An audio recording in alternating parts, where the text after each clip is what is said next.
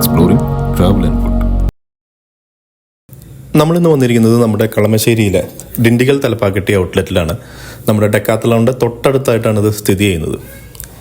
അത്യാവശ്യം seating capacity ഒക്കെ ഉണ്ട്. തിരക്കായിരുന്നു, വെക്കേഷൻ ആയതുകൊണ്ടായിരിക്കണം, നല്ല തിരക്കാണ്. ഇവിടെ ചിക്കൻ കൂടാതെ മട്ടൺ, പ്രോൺസ്, ഫിഷിൻ്റെ ഡിഷസ് എല്ലാം കിട്ടുന്നതാണ്. വാഴയിലാണ് അവർ സെർവ് ചെയ്തിരുന്നത്. സെർവിങ്ങും സർവീസിങ്ങും ഒന്നും കുഴപ്പമുണ്ടായിരുന്നില്ല.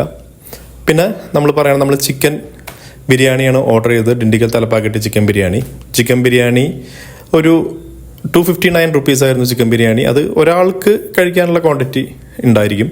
ചിക്കൻ ബിരിയാണിയുടെ കൂടെ നമുക്ക് മുട്ടയുണ്ട്, പപ്പടമുണ്ട്. ചിക്കൻ ചെറിയ ചെറിയ പീസസ് ആയിട്ടാണ് അതിൽ അവർ ഇട്ടിരുന്നത്. മസാല മിക്സ് ചെയ്തിട്ടാണ് ഈ ബിരിയാണി അവർ തയ്യാറാക്കുന്നത്. ഈ ബിരിയാണിയുടെ കൂടെ നമുക്ക് അവരുടെ സ്പെഷ്യൽ മസാല ഗ്രേവിയും പിന്നെ റൈത്തയിൽ സവാളയാണ് തൈരിലും കൂടുതലുള്ളത്. പിന്നെ അവരൊരു പല്ലിപ്പാലയ ചിക്കൻ എന്ന് പറഞ്ഞിട്ട് സ്പൈസ് കുറവാന്ന് വെച്ചിട്ട് ഓർഡർ ചെയ്താണ് തേങ്ങാക്കൊത്തൊക്കെ ഇട്ടത്. അതിൽ കുറച്ച് സ്പൈസ് കുറവായിരുന്നു. ബിരിയാണീനെ പറ്റി പറയുകയാണെങ്കിൽ ബിരിയാണി അത്യാവശ്യം നല്ല ടേസ്റ്റുള്ള ബിരിയാണിയാണ്, പക്ഷേ എരിവ് കൂടുതലായിട്ട് നിൽക്കും.